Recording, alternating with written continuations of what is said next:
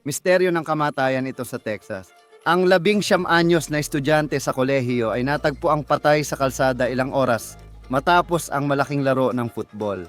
Ayon sa pulisya, nahulog siya mula sa higit 12 palapag ng isang apartment complex. Ayon sa pulisya, hindi nila iniimbestigahan ang insidente bilang pagpatay. Ayon sa nanay ng bata, marami pang nangyari at may ebidensya siya. Inaangkin niya na pinatay ang anak niyang babae at sinasabing kulang ang aksyon ng pulisya para tukuyin ang nangyari.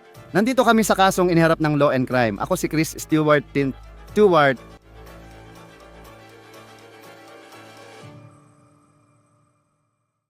Ito ang pinakamasamang bangungot ng magulang, makatanggap ng tawag na patay na ang anak mo.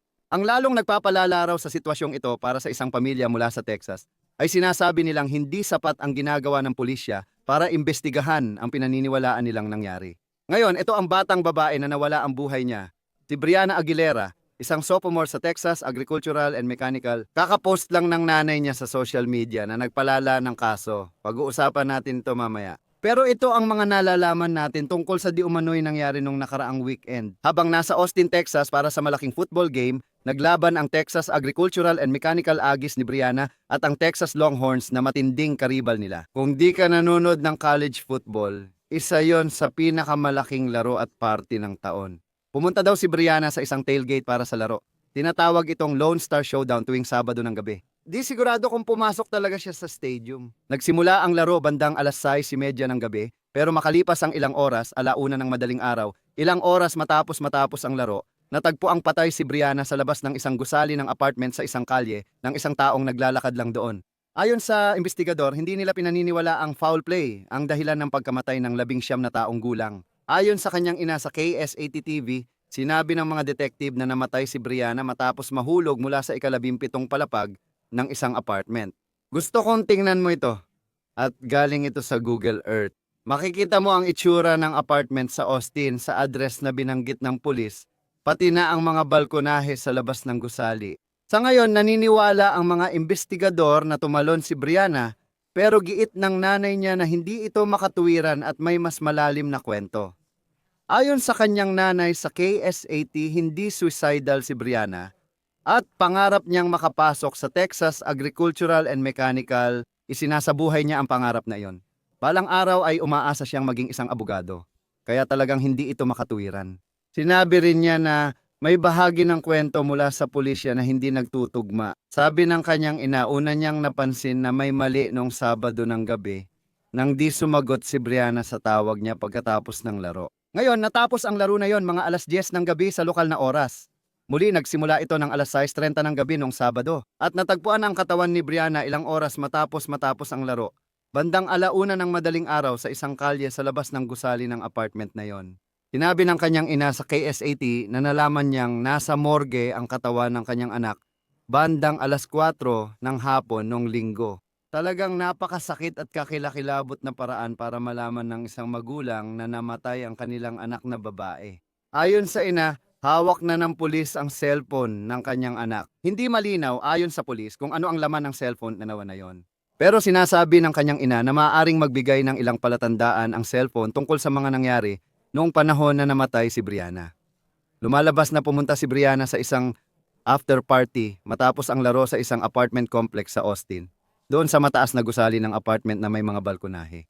Ngayon, sabi ng kanyang ina, 15 tao ang nasa apartment noong namatay si Brianna. Sabi ng ina ni Brianna, hindi sinasagot ng pulisya ang kanyang tanong. Sinabi niya sa KSAT at quote, "Maraming hindi tugma sa kwento."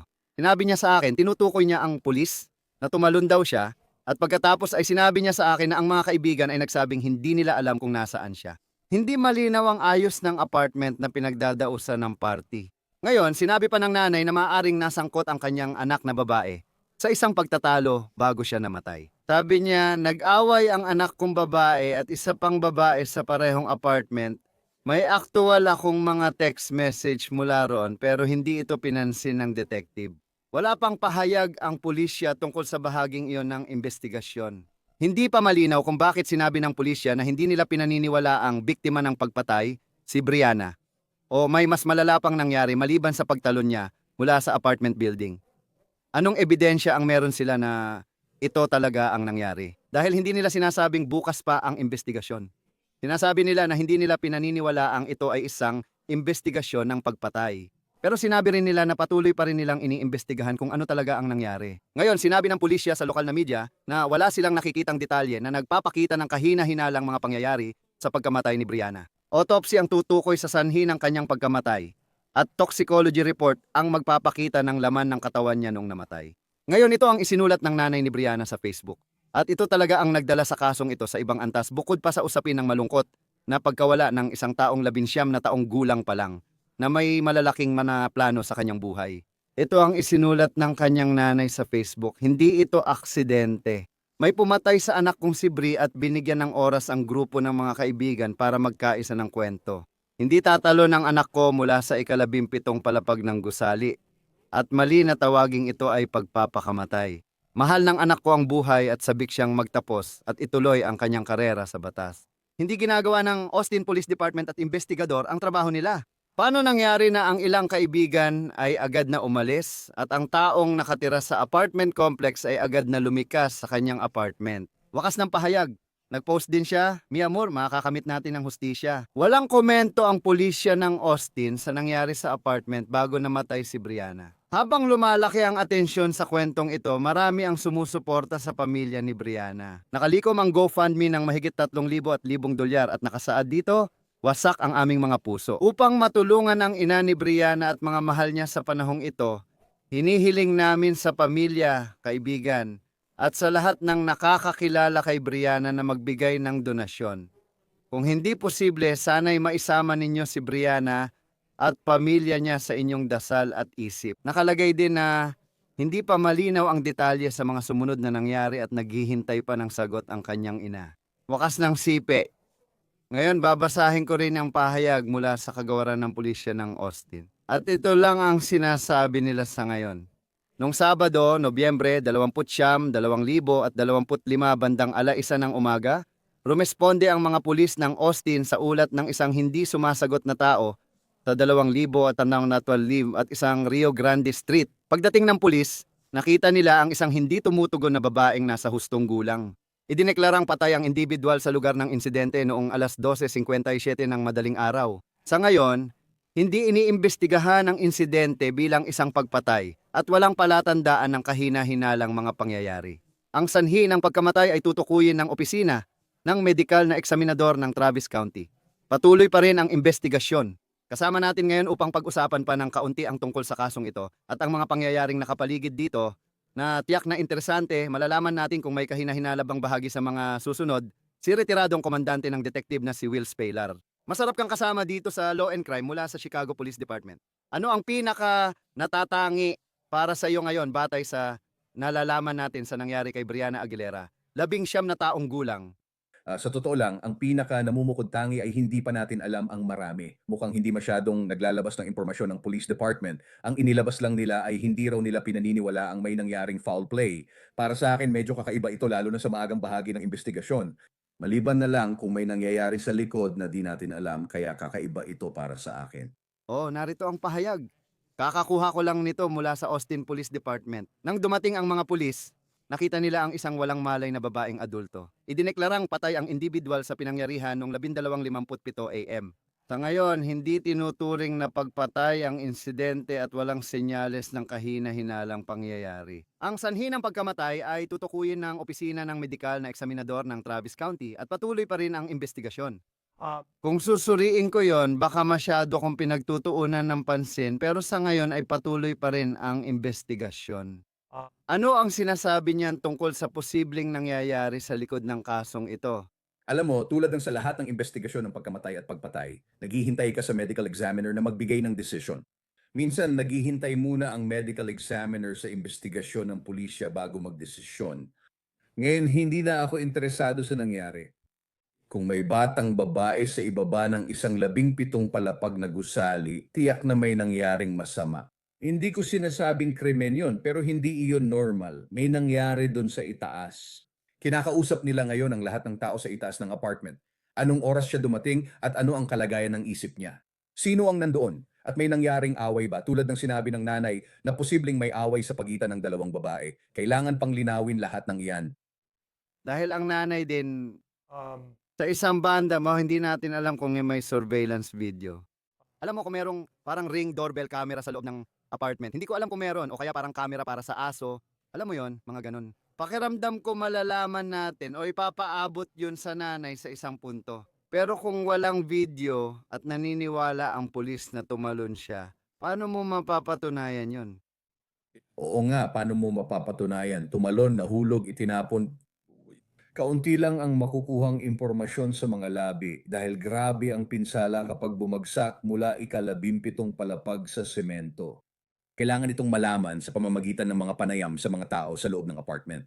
Ngayon, alam ko na may posibleng paratang na pinag-isa nila ang kanilang kwento. Hindi mo kailanman mapapagsalita ang 15 tao ng iisang kwento kahit ano pa man masisiguro ko yan sa'yo.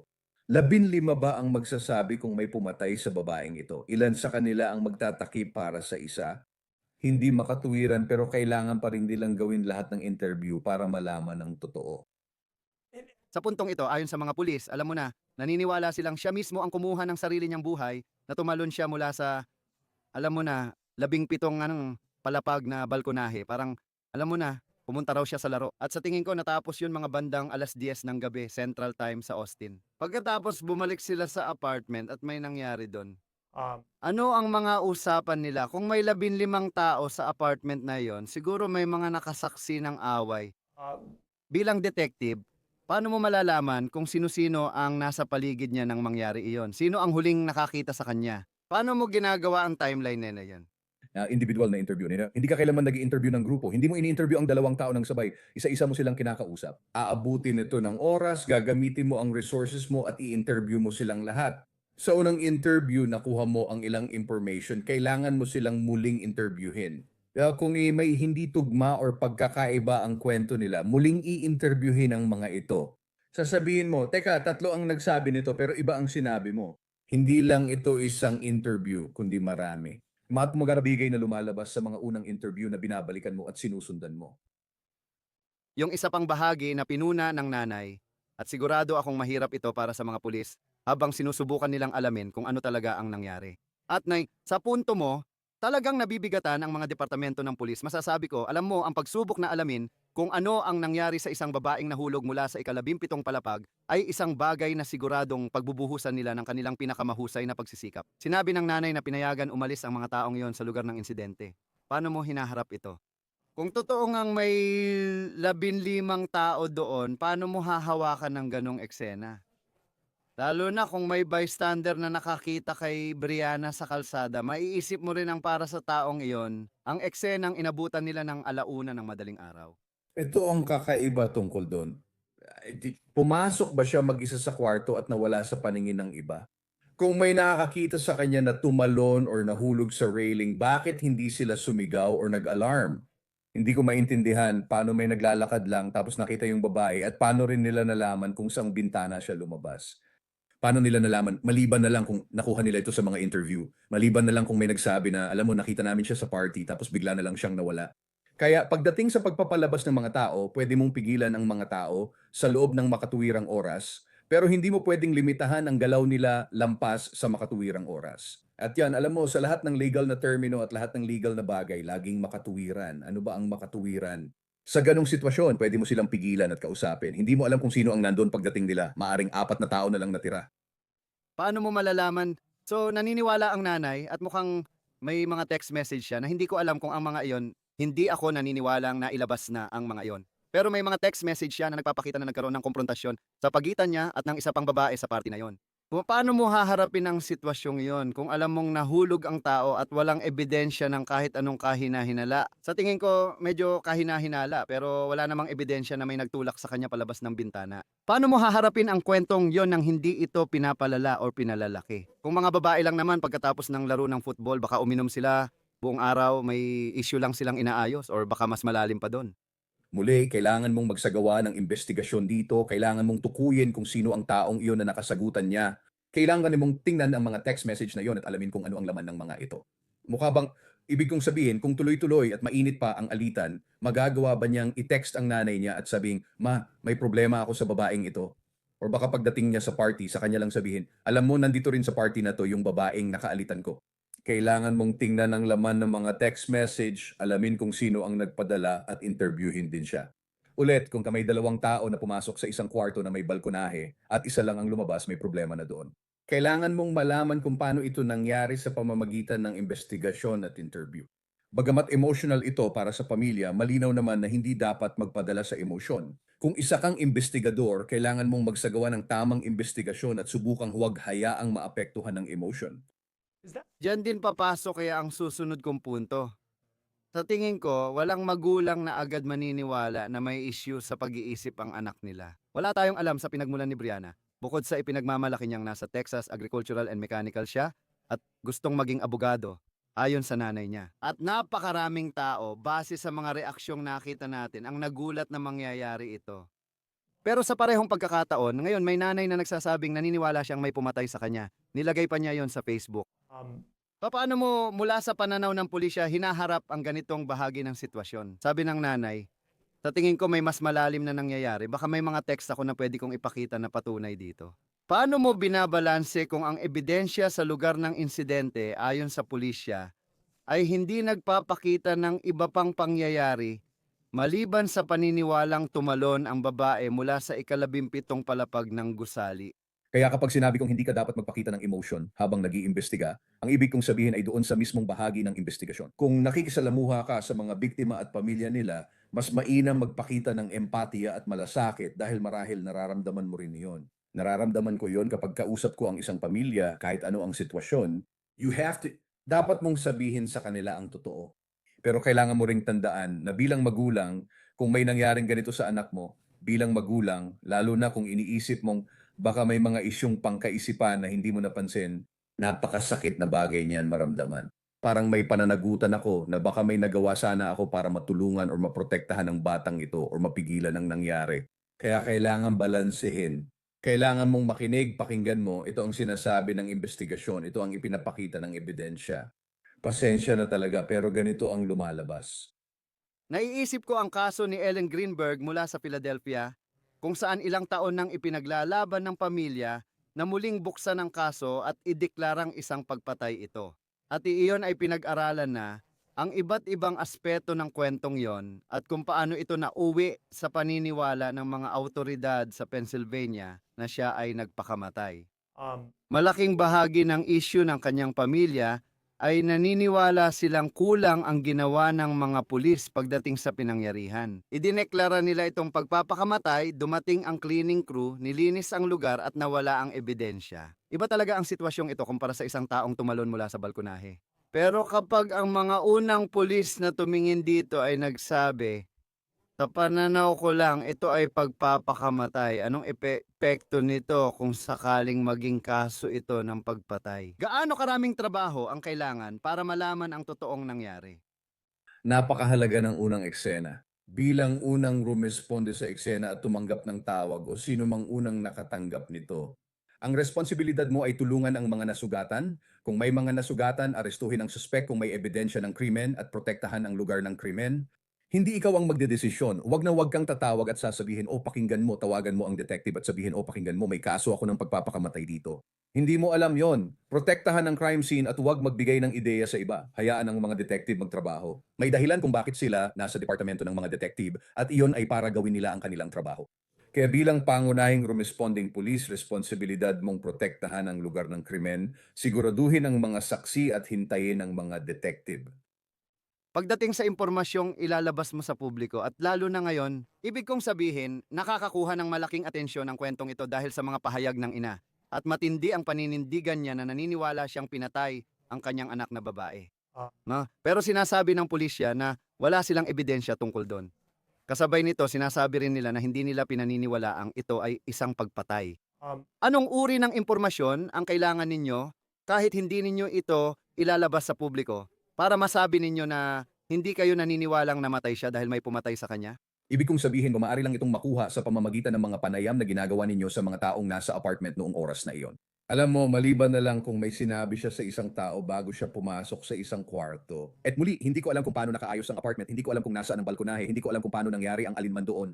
Pero, para gumawa, at muli, napag-usapan na natin ito kanina, para gumawa ng desisyon agad, o maglabas ng pahayag agad na sabihing hindi kami naghihinala ng foul play, malaking pahayag yan, lalo na tikom ang bibig nyo sa lahat ng iba pa. At muli, ang medical examiner wala pang natuklasan. Ibig kong sabihin, alam ko naman kung ano ang magiging sanhi ng kamatayan, malinaw naman yon, pero ang paraan ng pagkamatay ay hindi pa natutukoy.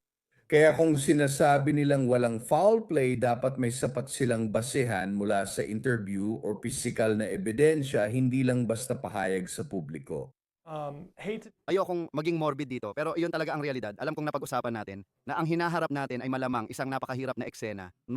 Pwede pa bang gawin ang toxicology test? Naisip ko lang, sa malaking college football game, madaming uminom buong araw, kaya maaaring nakaapekto ito sa nangyari nung gabi.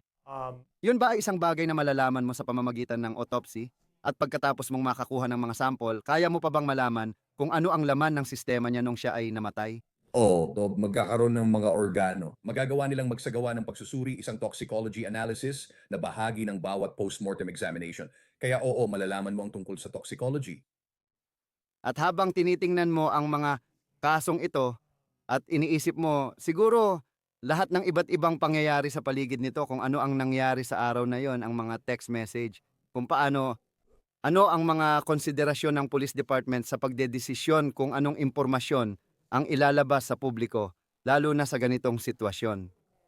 Alam ko na bawat departamento ay may sariling protocol at maaaring mas mahigpit ang Austin kaysa iba, tulad ng Florida na mas bukas sa press conference.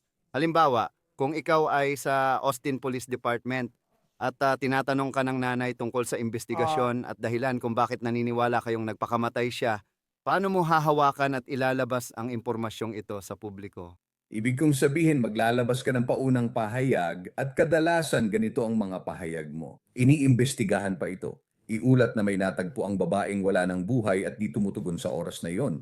Patuloy pa rin ang investigasyon. Sabi ko nga, nakakagulat talaga. Hindi ko rin alam kung sinabi nila na walang hinalang may nangyaring masama ayon sa nanay, pero hindi dapat ginagawa yon. Hindi ka pwedeng makipagpalitan ng salita o makipagtalo sa pamilya ng biktima. Kailangan mo lang hayaan ang investigasyon na magpatuloy at makipag-ugnayan sa kanila. Kailangan mong makipag-usap sa mga tao, hindi sa pamamagitan ng media, hindi sa opisyal na mga paraan. Kailangan mong kumatok mismo sa kanilang pintuan. At kailangan mong umupo sa isang kwarto kasama ang pamilya ng biktima at kausapin sila at subukang intindihin kasama nila kung ano ang nangyari. Iba-iba ang bawat lungsod, pero sa ganitong kaso, at sa tingin ko malalaman natin ang sanhi ng pagkamatay, maliban na lang kung may di natin alam na nangyari sa apartment, base lang sa lugar at ulat ng pangyayari. Gaano katagal kadalasan, halimbawa sa Chicago, bago makuha ang final na autopsy at toxicology result? Tumatagal ng mga 6 na linggo bago lumabas ang resulta ng toxicology. May mga bagay kang malalaman agad-agad. Tumatagal ng mga 6 na linggo ang toxicology sa tanggapan ng medical na eksaminador ng Cook County. Ang sanhi ng pagkamatay ay siguradong dahil sa pinsala mula sa pagkahulog. Kung may nangyari sa loob ng apartment, at hindi ko sinasabing may nangyari, malinaw lang, pero kung sakaling may nangyari nga sa loob ng apartment, tapos nahulog ang katawan mula sa ika-17 palapag, malalaman nyo pa rin ba kung yun nga ang nangyari base lang sa kondisyon ng katawan pagkatapos mahulog mula sa ganong kataas? Kung ito ay isang sugat na tumagos, halimbawa, saksak or tama ng bala, dapat mong matukoy kung may nangyaring ganon kahit ano paman. Ibig kong sabihin, ulitin ko, maniwala ka sa akin kapag sinabi kong hindi ito maganda. May mga particular na nangyayari sa trauma at iba rin kapag may tumagos na sugat tulad ng saksak o barilan, hindi sila pareho at hindi nito maitago yon. Oo. At para sa mga nanonood, pasensya na kung medyo morbid, pero sa ganitong kaso, dapat talagang itanong ang mga tanong na ito. Kapag may tanong sa investigasyon, malaking bagay talaga yon. Si retiradong Detective Commander Wills Velar ng Chicago Police Department ay palaging magaling tumulong sa amin na himayin ang mga kwento at tuklasin ang susunod na mangyayari. Salamat sa pagsama sa Law and Crime. Salamat, Chris. Dito nagtatapos ang On The Case mula Law and Crime. Mag-subscribe sa YouTube at Spotify. Ako si Chris Stewart. Magkikita tayo muli sa susunod.